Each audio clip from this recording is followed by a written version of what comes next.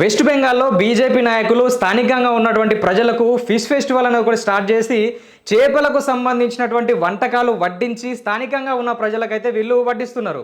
So మరి ఎందుకు ఈ తరహా వీళ్ళు ఫిష్ ఫెస్టివల్ స్టార్ట్ చేసిర్రంటే, సో మొన్న ఎలక్షన్లకు ముందు మమతా బెనర్జీ ఏదైతే బీజేపీ వెస్ట్ బెంగాల్లో ఒకవేళ అధికారంలోకి వస్తే మన సంస్కృతి సాంప్రదాయాలను తర్వాత మనకున్నటువంటి ఆహారపు అలవాట్లను పూర్తిగా వీళ్ళు నాశనం చేస్తారు అని ప్రచారం చేసింది. దాంట్లో భాగంగా వీళ్ళు మనల్ని చేపలు తిననియ్యరు, తర్వాత ఈ మురుమురాలు తిననీయరు అని చెప్పి పెద్ద ఎత్తున దీది ప్రచారం చేసింది. సో దాన్ని తిప్పికొట్టే విధంగా వెస్ట్ బెంగాల్ వెళ్ళినటువంటి మోదీ ఒక మురుమురా షాప్లోకి వెళ్ళి అక్కడున్న మురుమురా అతను అంటే అది కట్టించుకొని తినడం జరిగింది.